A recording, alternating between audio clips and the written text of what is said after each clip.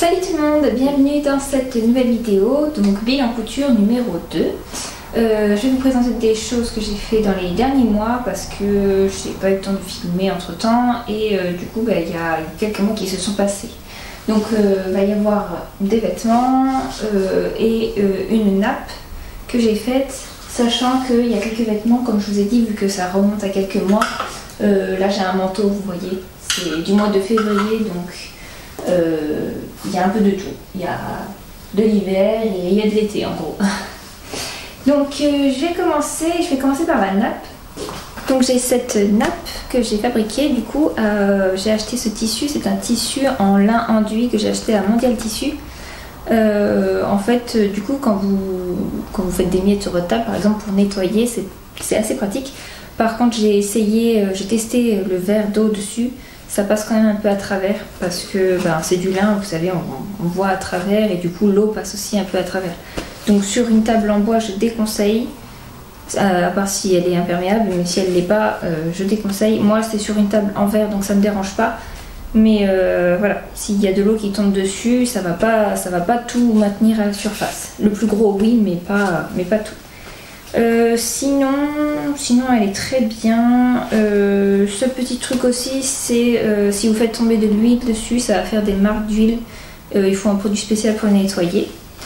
Voilà, j'ai rajouté du coup des petits pompons, je vous montre de plus près. Donc j'ai fait tout autour un ourlet, tout simple. C'est hyper facile à coudre, pas besoin d'une aiguille spéciale non plus, hein. Il faut juste une aiguille peut-être 90 et ça suffit amplement. Et puis des petits pompons que j'ai rajoutés, je me suis embêtée à coudre comme ceci dessus, vous voyez le petit cordon. Mais du coup il y en a 4 à chaque coin, ça fait joli comme tout. Voilà. Donc la deuxième chose que je vais vous montrer, c'est ma culotte menstruelle. Je vous avais dit dans un ancien unboxing que j'avais fabriqué des culottes menstruelles moi-même. Donc je me suis basée pour le patron sur une culotte Intimi que j'avais déjà. Intimi c'était une culotte menstruelle également. Et du coup ce que j'aimais bien sur ces culottes là, c'est que le fond en fait il monte assez haut sur le devant et sur le dos. Donc j'ai déjà en gros la base de la culotte menstruelle. Ça a été assez compliqué à faire, sachant qu'il y a quelques tutos sur ça, mais franchement j'ai eu du mal. J'ai jamais fabriqué déjà de la lingerie, donc une culotte menstruelle c'est un peu plus compliqué encore, sachant qu'il y a pas mal d'épaisseur, vu que vous savez il y a l'éponge de bambou et j'ai mis du pull dedans pour faire l'imperméabilité. Et toutes ces épaisseurs l'une avec l'autre, enfin les unes avec les autres, c'est assez difficile à coudre, surtout sur un tissu aussi extensible que le jersey. En plus il faut faire des points zigzag, enfin j'ai un peu galéré, j'en ai fait 2 sans vous mentir, du coup je ne me suis même pas lancée dans les autres parce que même en les portant elles sont pas hyper agréables par rapport à l'autre culotte, la culotte menstruelle que j'avais achetée.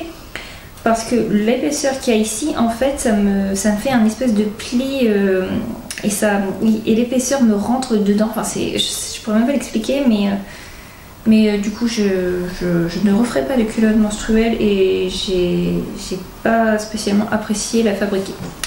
Donc, je ne vais pas m'attarder énormément dessus. Ce que j'ai mis, du coup, c'est un petit élastique à picot tout autour que je trouve mignon.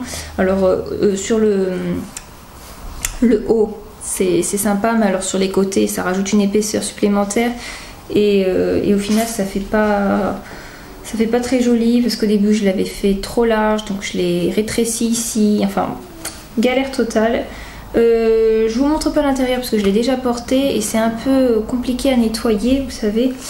Donc si vous en fabriquez vous-même, à l'intérieur je vous conseille de mettre plutôt un tissu noir uni, tout simple, parce que moi j'ai mis le même tissu que celui-ci, mais du coup vu qu'il y a du blanc, vous voyez, vous imaginez les dégâts. Voilà, j'ai rien d'autre à rajouter sur ça. Sinon elle est mignonne hein, en soi, mais quand je la porte elle est vraiment pas agréable, j'ai l'impression d'avoir une couche, vous voyez, tellement d'épaisseur. Je sais pas comment ils font les leurs, ce qu'on achète déjà tout fait. J'ai peut-être mis trop d'épaisseur parce que j'avais mis 2 épaisseurs d'éponge de bambou dans une des 2. Alors c'est peut-être ça, mais l'autre il me semble que c'est pareil, j'avais mis qu'une épaisseur et pourtant je me sens pas hyper confortable dedans. Bref, ou c'est mon jersey qui est trop épais, peut-être. Voilà. Bon, on va enfin partir sur le plus intéressant. Je pense que je vais commencer par le manteau parce que c'est la pièce la plus... qui va être le moins fabriquée en ce moment vu les températures. Comme ça c'est fait et puis après on pourra passer à des choses un peu plus printanières. Donc voici le patron, c'est ce modèle-ci et c'est le modèle M93. Donc moi ce que j'ai fait, c'est que j'ai fait le manteau long, que j'ai quand même raccourci de plusieurs centimètres parce que je fais 1m60. Vous avez la possibilité du coup de mettre un col avec de la fourrure, une ceinture et je crois que c'est tout. Voilà, vous avez 3 tailles différentes. Il y a une plutôt en veste blazer, en manteau un peu plus long et puis en très long. Voilà. Moi ce que j'ai fait, j'ai pas fait le col fourrure et j'ai mis une ceinture également, mais j'ai rajouté un espèce de gros passant sur le dos. Vous voyez, hop, comme ça j'ai pu bloquer ma ceinture à l'intérieur. Sinon je me suis fiée au patron dans sa totalité. Il est doublé, donc ça c'est bien. Et puis voilà. Si, il y a une chose que j'ai rajoutée qui n'est pas sur le patron, c'est des poches. J'avais oublié. Là. Voilà. J'ai mis des poches comme ça, des poches passe-poil. Bon ça du coup ça a été un petit peu technique, sachant qu'en plus c'est pas expliqué dans le patron, mais vu que j'ai fait des études dans la couture, j'ai pu le faire grâce à mes anciens cours. Mais j'ai quand même des difficultés sur certaines choses, même si j'ai le diplôme. Alors même avec le patron, avec les explications du coup de chez McCalls, eux ils expliquent très bien, franchement. Vous avez même les dessins et tout ça, il me semble. Quoique je sais plus s'il y a les dessins sur leur patron. Ah si, vous avez les dessins sur ça. Vous avez les dessins, mais il y a certaines choses que j'arrive quand même pas à comprendre. Pourtant ils expliquent vraiment bien, parce que j'ai déjà fait un vêtement de cette marque et ça s'était très bien passé. Mais pour le manteau, il y a des techniques, des choses que j'ai un peu de mal, comme du coup l'encolure. Enfin, le gros col là, des fois je l'ai plutôt bien réussi, je suis contente, mais j'avais déjà tenté sur une robe blazer, j'avais galéré et là avec les explications c'était moyen. Mais le truc que j'ai pas réussi, comme à chaque fois, c'est ma fente en bas. Alors vu comme ça a l'air d'aller, mais en fait j'ai rien fait par rapport à ce qui était écrit, hein. J'ai vraiment fait comme je le sentais. Surtout qu'il y a un truc qui m'échappe, c'est que, enfin, tout est fait en couture à la machine, mais il y a tout le bas qui est à faire à la main, même au niveau de la fente. Il y a toute une partie à faire à la main, et je trouve ça bizarre, parce que normalement ça se fait à la machine, ça aussi. Donc voilà.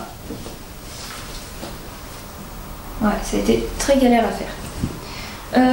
Au niveau du tissu, j'ai choisi un tissu de chez Dries & Stoffen, dont je vous avais déjà parlé du coup dans un unboxing, en laine mélangée. Je crois qu'il y a un gros pourcentage de laine, il me semble que c'était bien 70 au moins. C'est ça qui m'avait fait craquer du coup pour ce tissu. En plus il est de couleur marron, c'est joli comme tout. La doublure, je l'aime pas du tout, hein, je vous le dis, mais il faut que je l'utilise, donc parce qu'en fait j'ai acheté au moins 3 doublures différentes, enfin 3 doublures comme ça sur Dries & Stoffen dans des coloris différents et en fait j'en suis pas contente, j'aime pas du tout. Enfin déjà le rendu, vous voyez comment ça rend, c'est pas beau esthétiquement et en plus ça s'effiloche, enfin elle durera pas dans le temps, ça se sent que c'est pas de la qualité. Donc je l'utilise pour l'instant dans mes vêtements, histoire de pas la gaspiller quand même, mais dès que je vais voir qu'elle va commencer à rendre l'âme, je la changerai, j'enlèverai, je mettrai un coton classique je pense, parce qu'en plus ce genre de matière, vu que c'est pas du coton, enfin c'est du polyester, enfin je crois que c'est du polyester, en fait moi je sais que je transpire là-dedans, on va dire, vous voyez, c'est pas agréable du tout, alors que le coton au moins ça respire et c'est mieux. Donc voilà, qu'est-ce que je peux vous dire de plus? Non, pour le reste ça s'est bien passé. La doublure pareil, ça s'est bien passé. J'ai mis des petits boutons que j'ai achetés à Tisseco, c'est un magasin qui est pas loin de chez moi. Voilà, ils sont beaux comme tout, j'ai craqué dessus. J'en ai mis 4.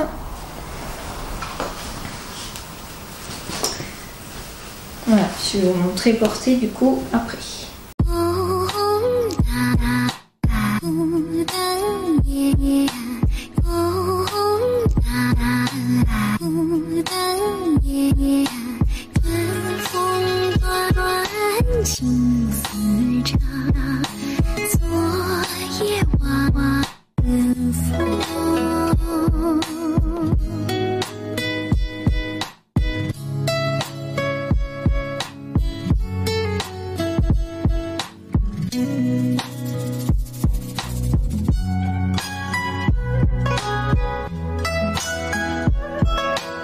Bon, maintenant je vais vous montrer du coup la petite chemise que j'ai fabriquée.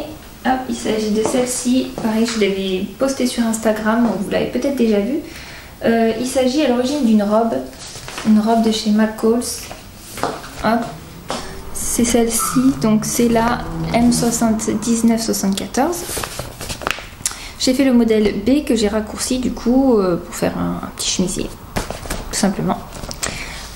Normalement dans ce patron vous avez des pièces qui sont comment dire, vous avez une parmenture en fait sur l'encolure, et moi en fait ce que j'ai fait, vu que c'est une matière qui est transparente, c'est une broderie anglaise, vous voyez elle est comme ça à l'origine, donc on voit à travers, et donc pour pas qu'on voit à travers, et bien j'ai simplement fait une doublure hop, avec j'ai pris le patron en fait de la pièce qui était ici par exemple, et je l'ai refaite, mais je l'ai coupée dans ma doublure. Ce qui fait que j'ai pas eu besoin de mettre la parmenture du coup. Et voilà, donc j'ai doublé du coup cette partie-ci est de base doublée. Et j'ai doublé aussi le haut ici. Chose que j'aurais dû faire également, c'est doubler toute cette partie.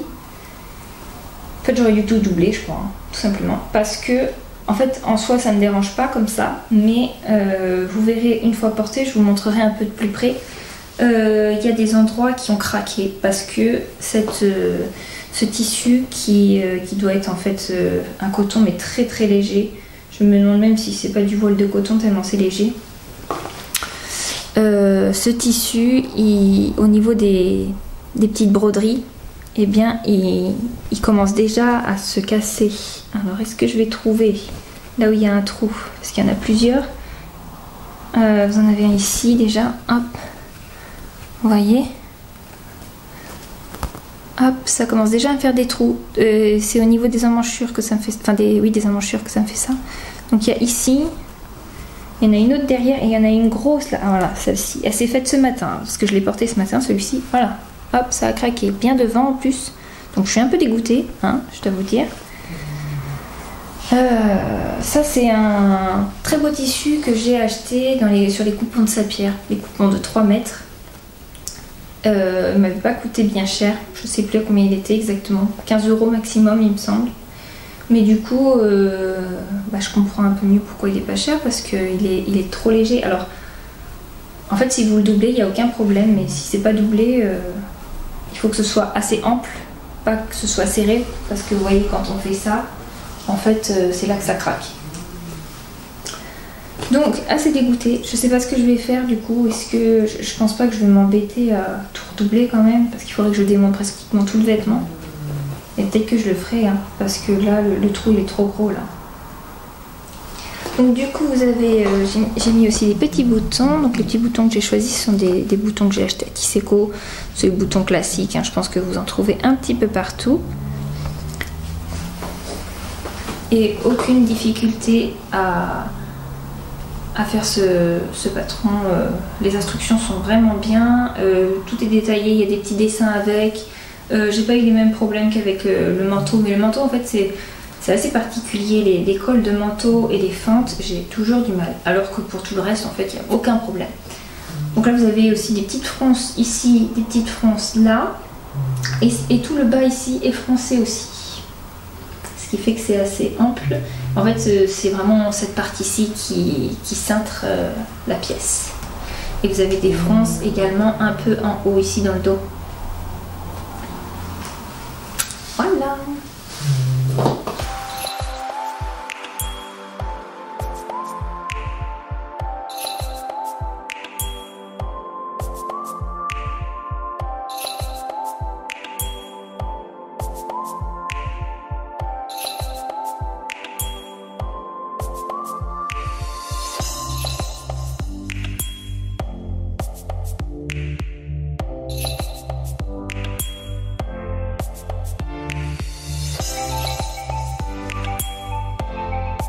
Donc pour rester dans le même tissu, en fait, du coup, il me restait de la chute des coupons de 3 mètres. Donc j'ai fait également ce petit haut. Donc ce petit haut, c'est ce patron qui s'appelle envoûtante en fait de Popeline et Linon avec petite chose et comment je l'ai acheté sur Makerist à 3 €, sachant que dans ce patron vous avez plusieurs pièces. Vous avez le pantalon qui est ici. Je suis désolée, mon imprimante fait des traits donc c'est pas très joli, mais voilà. Donc il y a le pantalon, il y a le petit haut qui est ici. Vous pouvez le faire également comme ceci avec une ceinture. Vous avez du coup le petit caraco, là c'est ce que j'ai fait. Et vous pouvez faire le pantalon en version short aussi. Donc il y a pas mal de possibilités. Est-ce que je vous recommande ce patron? Je ne sais pas. Je ne sais pas parce qu'il y a des choses que je ne comprends pas. En fait, sur mon haut ça va pas se voir puisque j'ai fait des modifications. Mais sur le patron d'origine, en fait, vous avez, je sais pas si ça va bien se voir sur le dessin, mais là on dirait qu'il y a des petits volants, vous voyez. Le col, au niveau de l'encolure, il est très, il est en V en fait. Et vous avez des pinces ici. Chose qui dans le patron n'est pas du tout le cas. Que je vous montre, ça c'est le devant. Cette partie là où vous avez la pince, c'est moi qui l'ai rajoutée, mais à l'origine il n'y a rien, donc il n'y a pas de pince. Le col, on voit bien qu'il est arrondi. En fait le dessin il est complètement mensonger de la réalité, il n'y a rien de ça. Et en plus le petit froufrou volant là que j'ai rajouté, pareil, il n'y est pas du tout dans le patron.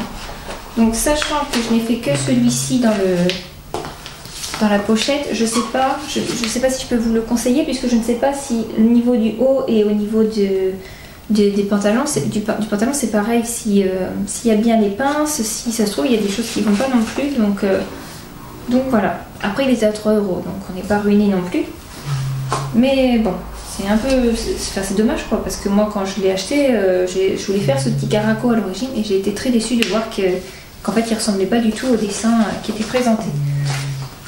Donc vous vous doutez que j'ai fait des modifications. Donc moi j'ai rajouté une pince ici. J'ai simplement pris la pièce que j'avais découpée, je l'ai mise sur moi et puis j'ai fait ma pince comme ça en fait à vue d'œil avec le miroir pour la créer en fait. Parce que sinon vous n'avez pas, au niveau du sein, vous n'avez pas comment dire, la place faite pour en fait. Ça va être juste droit.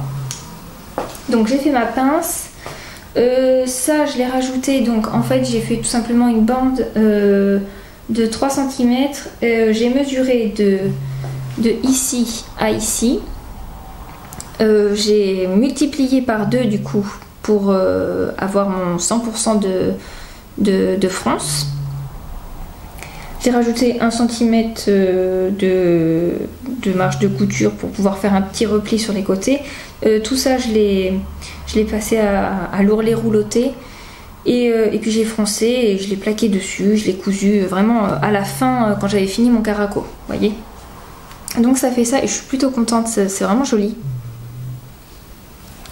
Voilà, sinon j'ai fait les petites bretelles comme elles étaient dans le patron. La prochaine fois, parce que je pense le refaire, je l'ai trouvé plutôt sympa, il est assez simple à faire et quand on a une chute de tissu c'est pratique parce que ça demande pas beaucoup de tissu. La prochaine fois que je le ferai plus long parce que il m'arrive peut-être ici et quand j'ai un pantalon comme par exemple celui-ci qui est assez bas, bah, ça arrive au ras quoi. Et moi j'aime bien faire blouser mes hauts dans mes pantalons, donc je le ferai plus long. Et puis du coup, oui, il me semble qu'il n'est pas doublé. Moi j'ai doublé, du coup pareil. Je l'ai entièrement doublé. Donc j'ai fait 2 fois les pièces, enfin j'ai coupé 2 fois, une fois dans le tissu et une fois dans la doublure. Et puis voilà, en fait j'ai pas du tout suivi les instructions, donc je ne pourrais même pas vous dire si c'était difficile ou pas, puisque en fait ce patron, j'ai l'impression que c'est une base et puis après voilà. Mais je suis vraiment contente du résultat. Je sais pas ce que ça aurait donné si je l'avais vraiment fait tel quel en fait. J'aurais pas eu les pinces, donc je sais pas comment ça aurait rendu. Et puis sans ça, ça aurait été un peu tristouné. Et aussi, si je le refais, je le ferai en col un petit peu plus en V également. Même si le col rond est plutôt mignon, mais bon.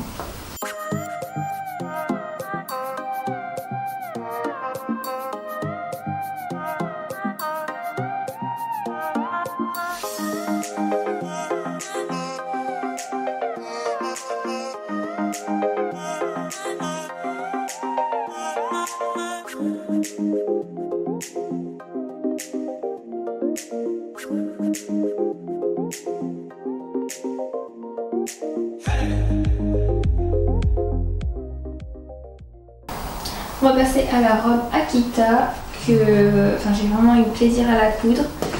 Je l'avais vue sur Instagram, je la trouvais super jolie. Et en fait, j'avais déjà dans l'idée que je me la fabriquerais en jean. Donc c'est chose faite. Il s'agit de ce patron-ci. La robe Akita, collection Japon. Voilà. C'est vraiment une robe très très simple à faire, assez rapide. Vous avez pas beaucoup de pièces, en fait il s'agit de 4 panneaux en fait, et à l'arrière pareil, que vous assemblez ensemble et vous faites vos surpiqûres. Voilà. Et si elle était doublée à l'origine? Oui, à l'origine elle est doublée, donc pour ça il n'y a pas de problème. Vous avez des pinces, d'ailleurs qui ne sont pas sur le dessin, je viens de remarquer, mais vous avez des pinces ici. Et puis voilà, après oui, alors à l'origine il y a une fermeture à glissière à l'arrière que je n'ai pas posée parce que en fait je peux l'enfiler comme ça, donc je me suis pas embêtée à la mettre. Et moi j'ai fait du coup des petites surpiqûres ici pour bien tenir mon encolure, et aux emmanchures aussi. À l'origine il n'y en a pas, et en bas je crois qu'il y en a une à l'origine, mais voilà, je la montre quand même. Et je me suis amusée à faire ce petit point là, décoratif. Je l'ai fait dans un sens et puis dans l'autre, parce qu'il y a un sens en fait dans le dessin, enfin dans le motif. Et puis là j'ai fait des simples surpiqûres. À l'arrière j'en ai fait que une ici, mais à l'origine vous deviez en faire une aussi je crois dans ce sens là. Et puis voilà, bon, le tissu que j'ai choisi du coup c'est un jean brut très épais, c'est du vrai jean en fait. Donc quand je la mets elle fait un peu... Enfin il conseille à l'origine dans ce patron une matière qui est assez rigide, vous voyez. Il conseille du jacquard je crois, enfin bref. Pas un tissu trop fin ni trop fluide. Et en fait du coup ça va pas du tout de tomber, ça reste droit, on dirait, mon chéri il me dit que je ressemble à un abat-jour. Bon, sympa. Et vous verrez porter, c'est vrai qu'il a pas trop tort. Le bas part trop en évasé, je pense que ça aurait été plus joli, un tout petit peu plus droit. C'est pas du tout une robe cintrée. Si comme moi vous êtes petite et que vous avez des jambes pas très très fines, ça vous mettra pas trop en valeur. Moi je sais que ça me met pas en valeur, mais elle est tellement confortable à porter que je m'en fiche en fait. Mais j'avoue, je trouve pas qu'elle me mette en valeur. Et puis vous avez un col assez plongeant, donc moi en fait ce que j'aime faire c'est du coup la porter avec la petite chemise que j'ai faite là. Vu qu'elle est cintrée au niveau d'ici, ça tombe plutôt bien. Je vous ferai je vous montrerai l'ensemble du coup comment c'est porté, mais vous pouvez aussi porter ça avec un petit débardeur en dessous. Par contre tout seul, il me semble, ouais, ça tombe trop bas en fait. Voilà pour la petite robe.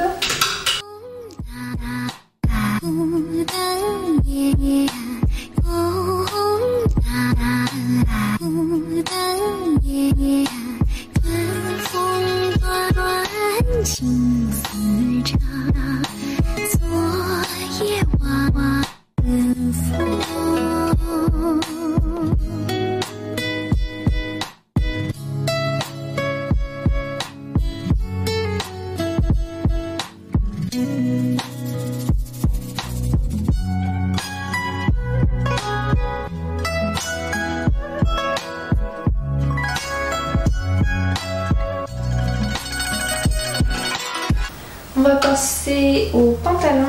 Celui-ci, c'est le pantalon de Neige Delmas, le pantalon chéri. C'est celui-ci que j'ai vu porté par plusieurs personnes, dont Raphaël, du coup, qui le porte très très bien. Ça m'a donné envie de le faire.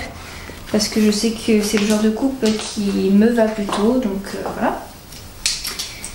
Et le patron, ça a été. Il y a juste un petit souci, je trouve, c'est au niveau de la braguette. Vous voyez, c'est la. En fait,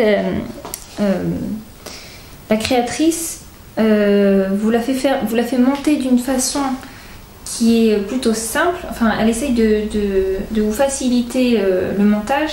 Mais ce que je trouve dommage, c'est que la fermeture est trop au ras, vous voyez, d'ici en fait.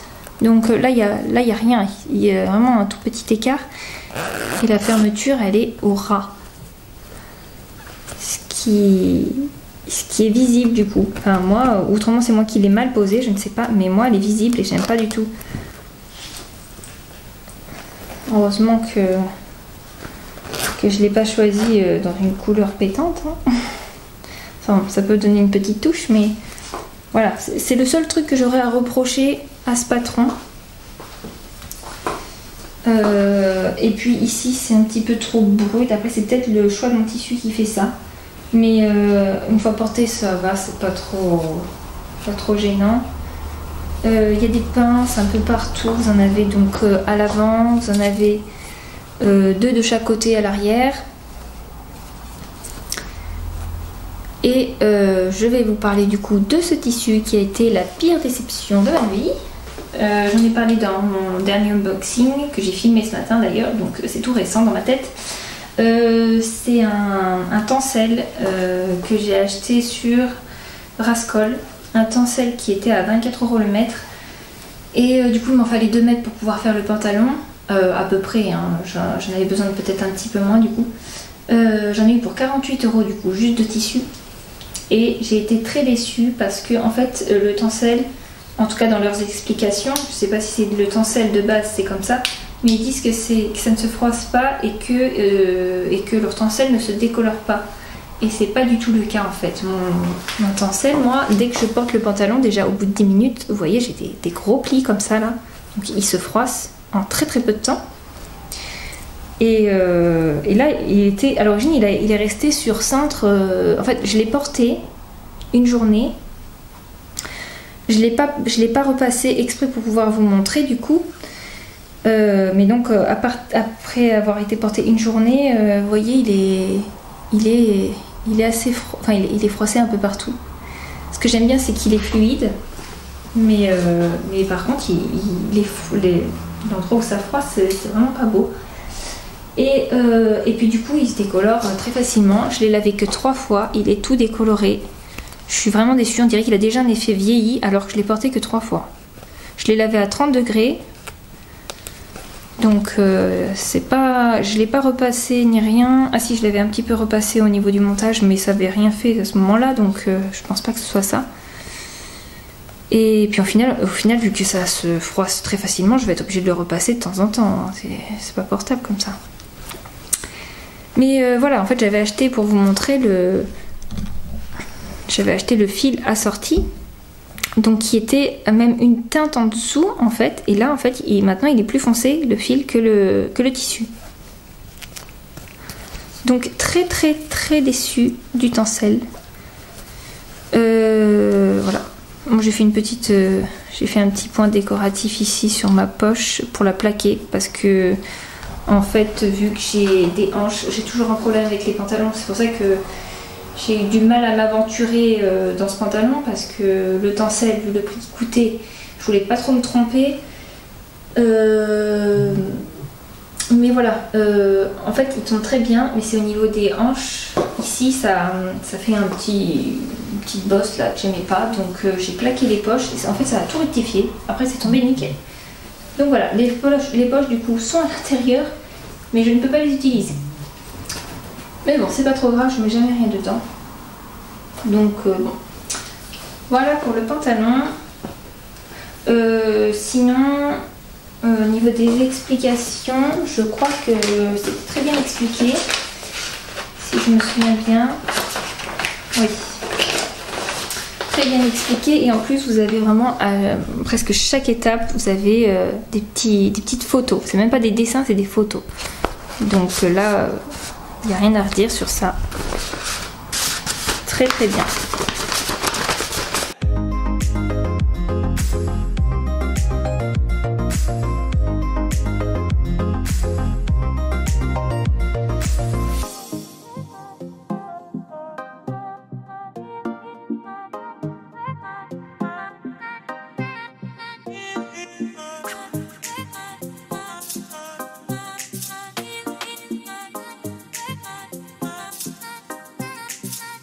Donc là on va passer à la petite jupe, c'est la jupe Bellis, collection pique-nique. Hop. Je vous mettrai évidemment tous les liens en dessous pour que vous puissiez les trouver. C'est une jupe classique, hein, vous pouvez, il faut juste un tissu qui soit assez fluide pour la faire. Donc moi j'ai choisi ce polyester. Acheté à Tisseco, donc je ne pourrais pas vous mettre de lien non plus malheureusement, mais voilà, j'ai craqué pour ce motif, je trouve très joli, dans des tons très clairs. J'aime beaucoup le clair moi, donc pour l'été ce sera parfait. Aucune difficulté pour le montage. Le seul truc c'est qu'il me semble qu'elle n'est pas doublée, donc normalement c'est plutôt déconseillé de le faire dans un tissu comme ça si vous suivez vraiment les instructions pour le montage, mais donc moi je vous conseillerais plus une viscose, pas transparente.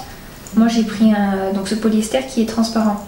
Donc ce que j'ai fait c'est que du coup j'ai mis une doublure à l'intérieur, donc cette pièce là vous ne l'avez pas dans le patron. Donc pour du coup bah, on voit pas à travers.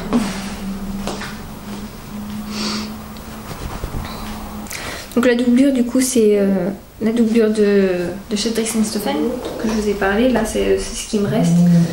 Oh, je suis désolée, il y a la chienne qui est en train de ronfler, on l'entend. Lola, Lola, chut, tu ronfles ma fée. Donc la doublure c'est la doublure de chez Dries & Stephen. Là vous savez c'est ce qui me reste de doublure là qu'il faut que je liquide entre guillemets. J'aime pas du tout. Dans la jupe je suis déçue parce que je l'ai porté à un moment où il faisait beau et ça me collait à la peau, c'était hyper désagréable. Donc vivement j'en ai terminé avec ça parce que j'en peux plus de cette double là. Franchement je peux plus me la voir. Enfin, il faudrait que je la mette dans des choses, dans des petites pochettes comme ça au moins elle sera pas contre ma peau. Je crois que, enfin comment ça s'appelle, Dries & Stephen en fait. Tout le monde aime Dries & Stephen. Moi la première hein, j'aimais beaucoup jusqu'à maintenant. Et puis en fait plus j'achète de tissus qui sont un peu plus chers mais de meilleure qualité, et plus je me rends compte qu'en fait je ne veux plus acheter des tissus comme ça parce que c'est inconfortable ou que ça se sent que c'est pas qualitatif, ça se voit des fois à l'œil, et puis on voit que ça ne durera pas dans le temps quoi. Donc moi je crois que je ne commanderai plus sur Dries & Stephen, mais que je commanderai plutôt sur d'autres sites qui en plus seront français. Ce sera même mieux par rapport à moi, ce que je pense. Bref, on s'en fiche dans cette vidéo en tout cas, mais voilà. Sinon, à part ça, au niveau de ce patron, franchement, il n'y a pas grand chose à dire, hein. Il y a rien de plus simple à faire. Vous avez quelques assemblages, une pose d'élastique à faire et c'est tout quoi.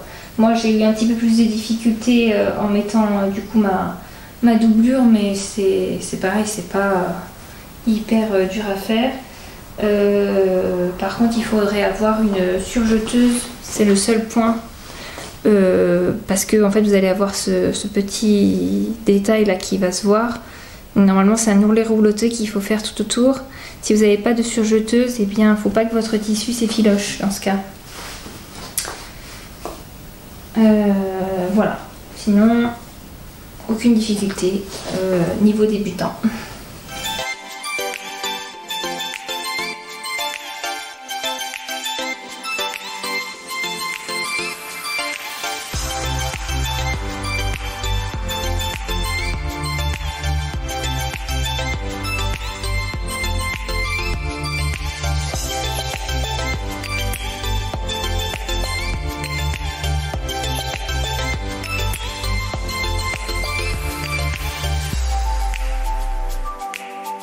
Bon et là on va passer à la pièce que je préfère, c'est la dernière que j'ai faite d'ailleurs. Il s'agit de cette chemise.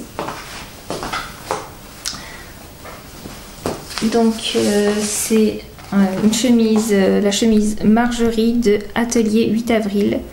Je suis même étonnée en fait qu'il y ait des gens qui la connaissent pas cette marque parce que personnellement je la vois partout sur Instagram, donc c'est bizarre qu'il y ait des gens qui passent dans les mailles du filet.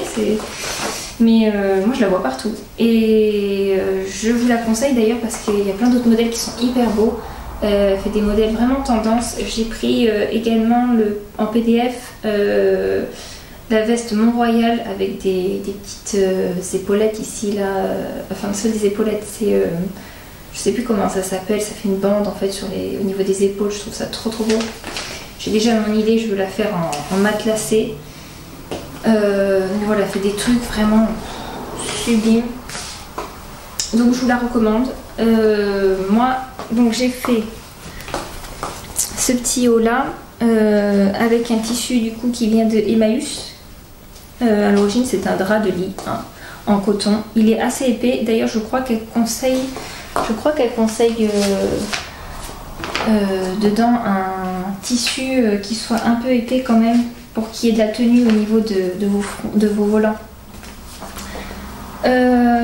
J'ai apporté une modification et je crois d'ailleurs que c'était la seule. Oui, une modification au niveau du col. Normalement au niveau du col vous avez une première pièce ici et après vous avez votre volant. Et moi en fait j'ai juste mis le volant. Voilà. Je vais pas détailler plus. J'ai mis un volant ici. Et là j'ai fait un arrondi ici pour pas que ce soit trop strict en fait. Mais voilà, je trouve qu'elle est assez chargée comme ça, donc je voulais pas trop que ce soit montant sur mon col parce que je peux vous jurer que ces volants là, ils sont imposants. Hein. Des fois je suis même pas trop à l'aise avec parce que c'est un petit peu trop pour moi. Mais du coup avec un jean, vous le rentrez un peu dedans, c'est super beau. Je referai d'ailleurs cette chemise parce que elle est super belle quand même. Mais du coup je la referai mais avec des volants un peu moins larges. Et peut-être pas avec un col renfermé pour pouvoir la porter l'été. Ouais, voilà. Donc dans le détail, vous avez le dos qui est comme ça. Vous avez un petit pli creux ici. Vous avez le volant du coup qui part à partir d'ici et qui revient jusque ici, hop, ici.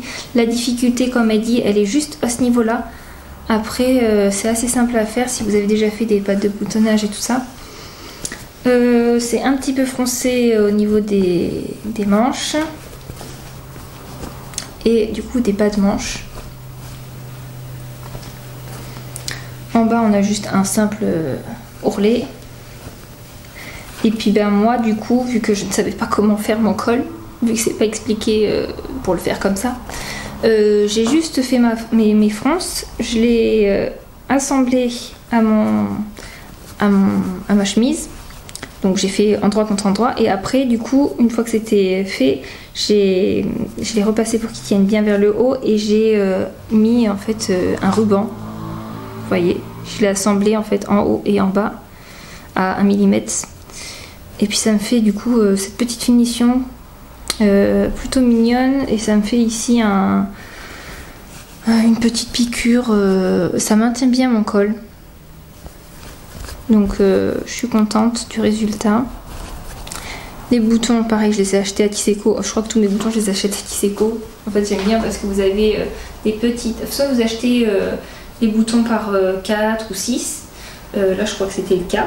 Soit vous achetez des boutons en fait qui sont dans des tubes et ils sont à l'unité. Et des fois, vous avez des boutons à 50 centimes pièce ou vous en avez même un à moins que ça. Ou à plus que ça, et du coup vous pouvez prendre vraiment ce que vous voulez, il y a de tout, enfin, ils sont super beaux leurs boutons, donc souvent ça vient de là-bas. Voilà, après voilà, une seule difficulté c'est ici, moi j'ai pas galéré, franchement c'était plutôt simple parce que j'ai déjà fait ce genre de choses, mais pour un débutant ce sera peut-être assez dur à faire. Mais voilà, la petite chemise, je vais vous montrer portée.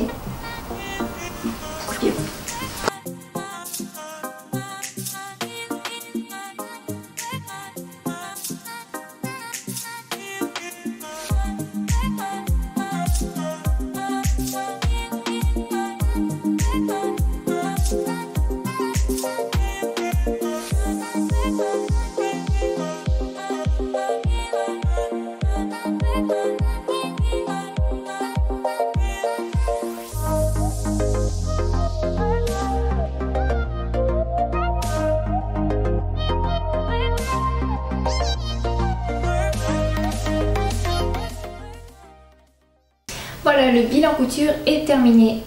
J'espère que je me suis bien expliquée parce que ça fait un petit moment que j'ai pas filmé et je sentais pas... Je sentais que ce que je disais, des fois je bafouillais un petit peu, donc je suis désolée. J'ai déjà plein de nouveaux projets qui sont en cours, dont quelques petits vêtements de bébé puisqu'il va y avoir une naissance dans mon entourage. Donc, et une jupe aussi que j'ai déjà commencé. Enfin, en gros, j'ai déjà préparé dans ma tête le futur bilan couture. Donc j'espère qu'il arrivera bientôt parce que, comme vous savez, j'ai moins de temps en ce moment. Mais j'essaye de vous faire ça assez rapidement. Je vous fais des gros bisous et je vous dis à très bientôt. Ciao!